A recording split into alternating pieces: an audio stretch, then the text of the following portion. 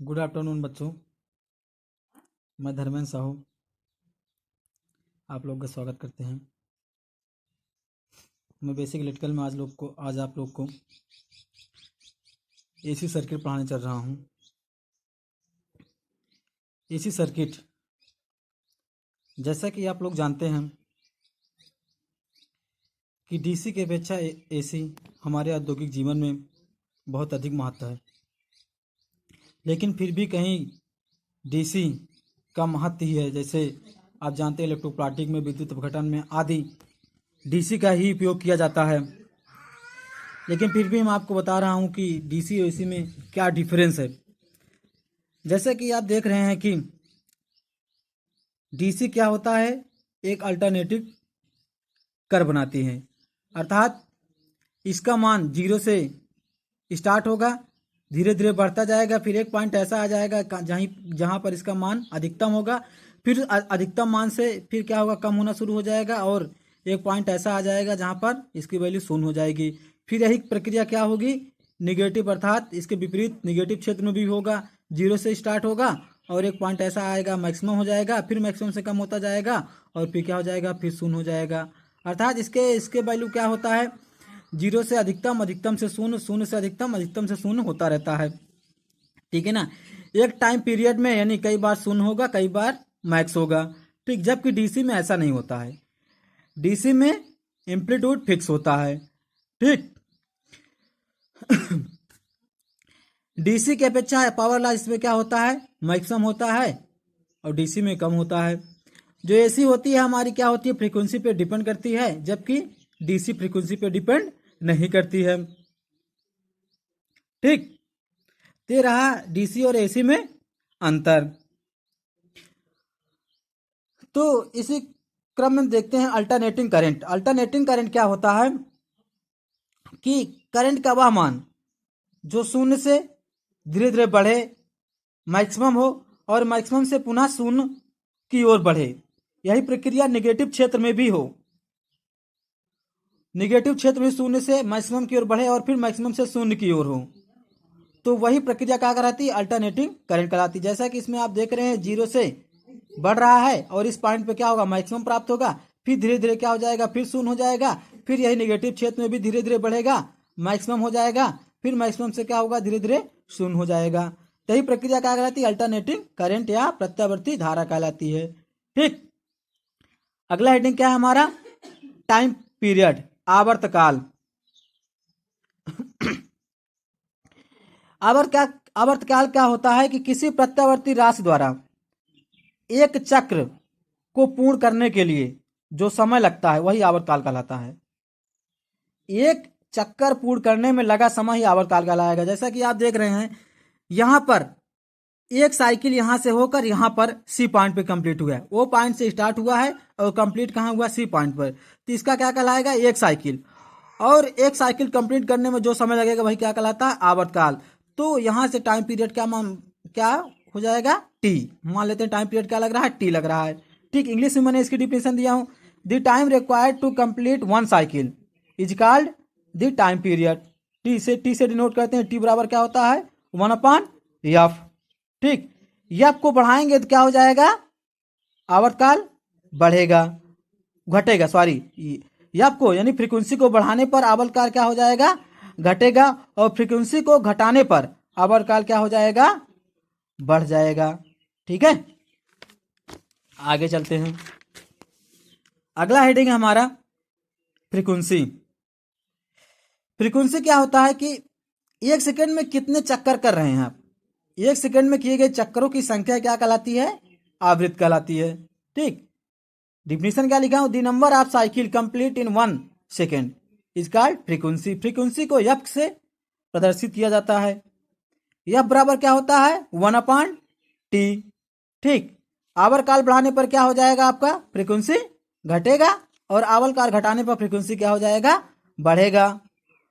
और अगला फार्मूला क्या होता है, ओमेगा बराबर 2πf, कोणीय वेग ओमेगा बराबर 2πf।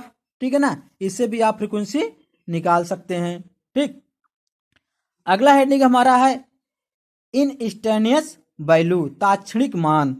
यह क्या होता है कि किसी भी प्रत्यावर्ती राशि का किसी भी क्षण निकाला गया मान होता है। किसी भी प्रत्यावर्ती राशि का किसी भी समय निकाला गया मान उस राशि का क्या कहलाता है? तात्क्षणिक मान कहलाता है। ठीक है ना। जैसे आप, ये हमारा एक कर्व है, आप यदि इस पॉइंट पर पूछ रहे हैं कि इस समय बताओ इसका मान क्या है, तो इसका क्या कहलाएगा? तात्क्षणिक मान कहलाएगा। ठीक।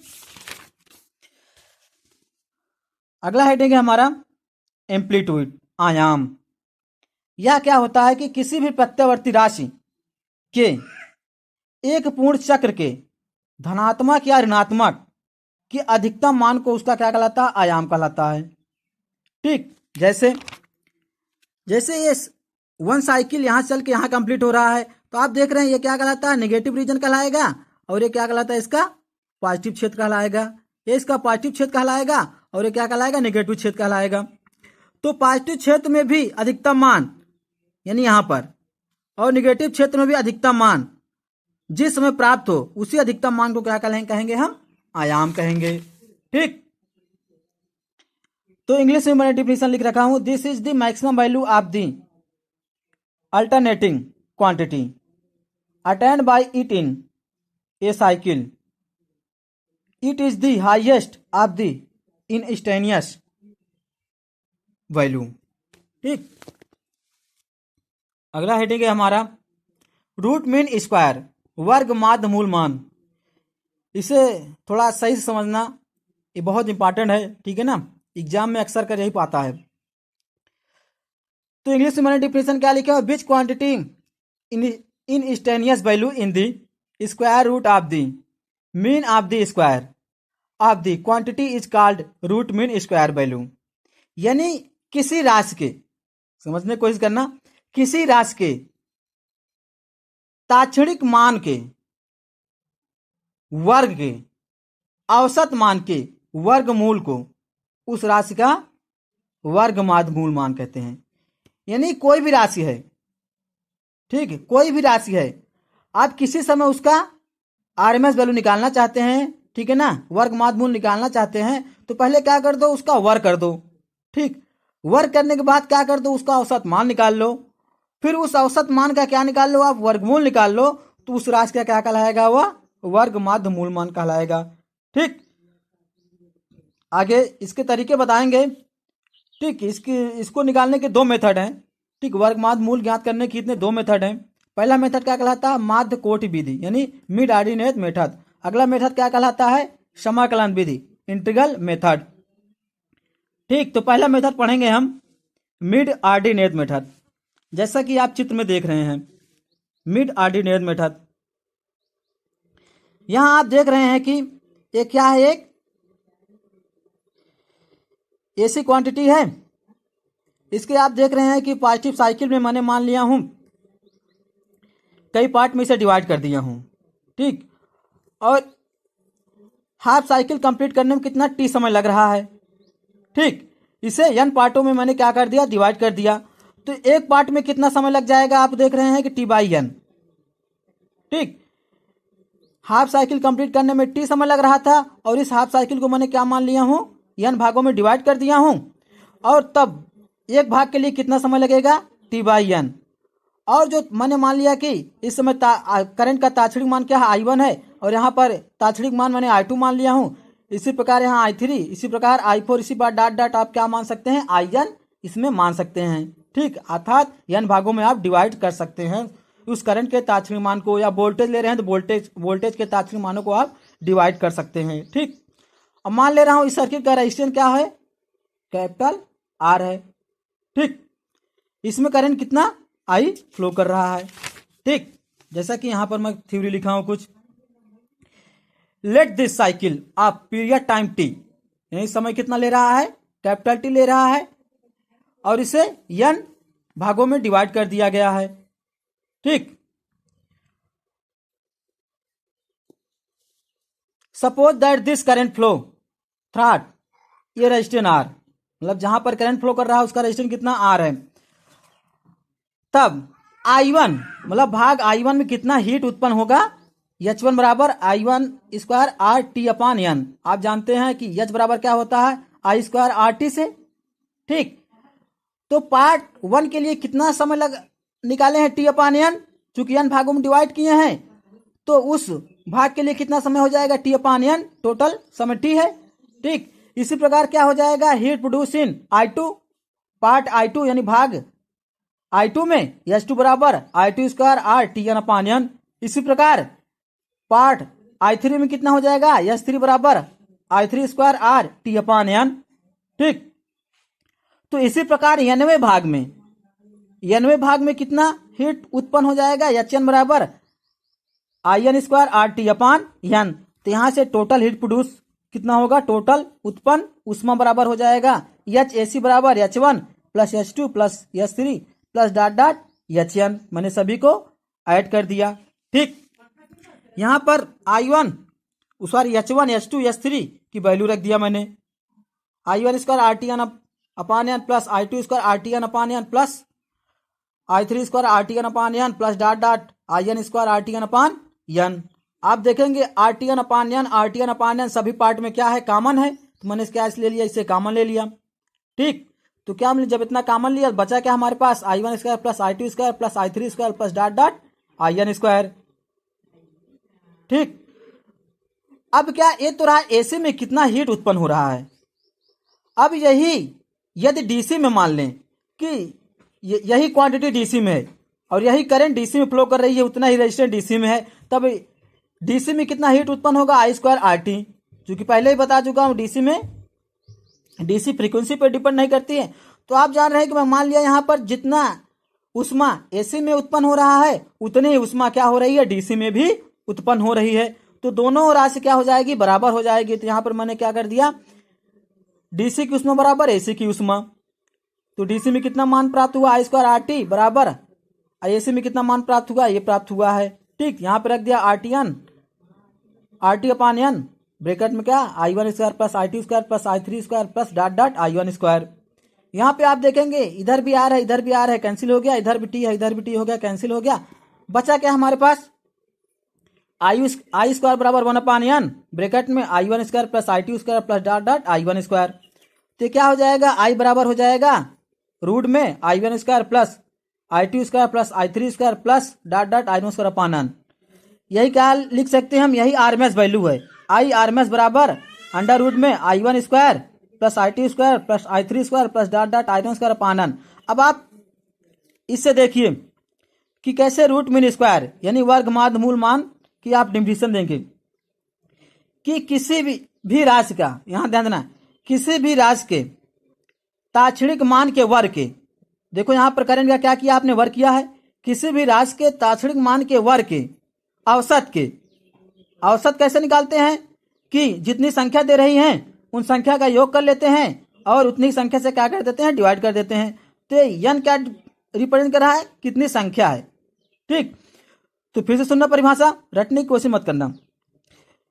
किसी भी राशि के ताक्षणिक मान के वर्ग के औसत के वर्गमूल को ही क्या कहते हैं, वर्ग माध्य मूल मान कहते हैं। फिर से सुनना ध्यान से, किसी भी राशि के ताक्षणिक मान के वर्ग के औसत के वर्गमूल को ही क्या कहते हैं, उस राशि का वर्ग माध्य मूल मान कहते हैं। ठीक, जैसा कि आप देख रहे हैं कि मैं यहाँ पर क्या निकाला हूँ, करंट का क्या निकालना हूँ, पहले वर्ग निकाला हूँ और फिर सभी को क्या निकाल लिया हूँ, औसत मान निकाल लिया हूँ, ऐड कर दिया हूँ। जितने पार्ट थे n भाग से डिवाइड कर दिया हूँ, पूरे का क्या निकाल लिया हूँ, वर्गमूल निकाल लिया हूँ। तो यही क्या कहलाता है, वर्ग माध्य मूल मान कहलाता है। ये तो रहा करंट के लिए।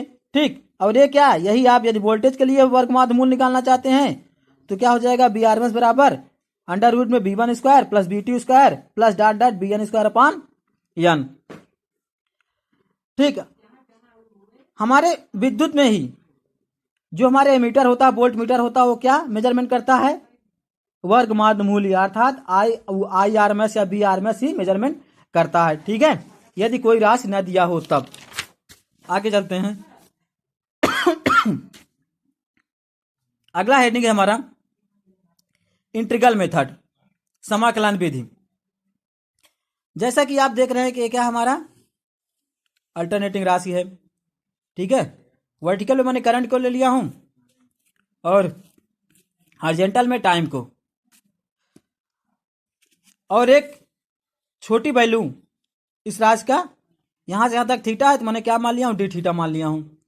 ठीक, यहां से यहां तक टाइम पाई, तो यहां से यहां तक क्या हो जाएगा, पूरा 2 पाई हो जाएगा। आप जानते हैं चूंकि आई बराबर क्या हो जाएगा, आई एम साइन ओमेगा टी, या ओमेगा टी को मैंने थीटा मान लिया तो क्या हो जाएगा, आई एम साइन थीटा। तो आप देख रहे हैं कि ये पॉजिटिव भाग है इसका, ये क्या निगेटिव भाग है, पॉजिटिव एरिया नेगेटिव एरिया। तो मैं क्या लिया हूं, पॉजिटिव हाफ साइकिल में, ठीक है ना। ये इसके लिए हाफ साइकिल होगा, ये इसके लिए हाफ साइकिल होगा, ये दोनों हाफ साइकिल को जोड़ देंगे तो क्या हो जाएगा, इसका 1 साइकिल कंप्लीट हो जाएगा। तो पॉजिटिव हाफ साइकिल के लिए आई आर एम एस क्या हो जाएगा कि 0 से पाई, कहां से कहां तक चल रहे हैं हम, 0 से पाई चल रहा हूं, तो 0 से पाई और वर्गमूल मूल निकालना आई स्क्वायर डी थीटा अपान पाई से 0, यानी क्या कर दे, समाकलन, समाकलन कर दिया इसका। 0 से पाई आई स्क्वायर डी थीटा, पाई से 0 तो क्या हो जाएगा, पाई हो जाएगा। फिर उसके बाद क्या कर देंगे, मैंने आई की वैल्यू रख दिया हूं, आई की वैल्यू क्या है, आई एम साइन थीटा, यहां पर रख दिया I M sine theta upon pi. तो आप देखेंगे कि आई एम स्क्वायर अपान पाई इस समाकलन से बाहर हो गया, बचा क्या, sine square theta D theta. परंतु आप जानते हैं हम कि साइन स्क्वायर थीटा क्या होता है, 1 माइनस cos 2 थीटा बाई 2। तो यहां से क्या कर दो, इसकी वैल्यू पुट कर दो, तो क्या हो जाएगा, आई एम स्क्वायर पान पाई 0 से पाई 1 माइनस cos 2 थीटा पान 2 डी थीटा। ठीक है, अब क्या करो, इसका इंटीग्रेशन करो, इसको अलग अलग पार्ट बाई डिवाइड कर देंगे। I R M S square बराबर मिल जाएगा आई एम स्क्वायर पान 2 पाई 0 से पाई 1 minus cos 2 theta D theta. अलग अलग इंटीग्रेशन करेंगे तो क्या हो जाएगा, 1 का थीटा हो गया, cos 2 थीटा का इंटीग्रेशन करेंगे क्या हो जाएगा, साइन 2 थीटा अपान 2 और 0 से पाई जो लिमिट दिया है उसे रखो। अब क्या कर दिया मैंने, इस लिमिट को रखा, आई एम स्क्वायर अपान 2 पाई, पहले थीटा जगह रखा पाई, फिर 0 रखा, उसके पश्चात फिर क्या रखा, इसमें साइन 2 थीटा में रखा, पहले पाई रखा, साइन 2 पाई हो जाएगा, फिर क्या रखा, 0 रखा। ठीक, तो मिला क्या, आई एम स्क्वायर अपान 2 पाई। आप देखेंगे कि 0 को मान 0 खत्म हो गया, साइन 2 पाई का मान 0 होता है, साइन 0 का मान 0 होता है, तो ये पूरा टर्म नहीं क्या हो जाएगा, ये पूरा टर्म नहीं खत्म हो गया। तो बचा क्या, सिर्फ हमारे पास ये वैल्यू बची पाई, तो क्या मिला, I M square upon 2 pi into pi, pi से पाई क्या हो जाएगा, कैंसिल हो जाएगा, बचा क्या, I R M S square बराबर आई एम पान 2, यही आई आर एम एस बराबर क्या मिल गया, आई एम पान √2, या 1/√2 की वैल्यू क्या हो जाती है, 0.707 आई एम। तो आई आर एम एस बराबर क्या मिल जाएगा, 0.707 आई एम। ये क्या मिलेगा, समाकलन विधि में, ठीक है ना, अल्टरनेटिंग के समाकलन विधि से ऐसा आप ज्ञात कर सकते हैं, ठीक है ना। तो वीडियो देखना, जब समझ में ना आए तो कमेंट करना। ठीक, वीडियो देखने के लिए धन्यवाद।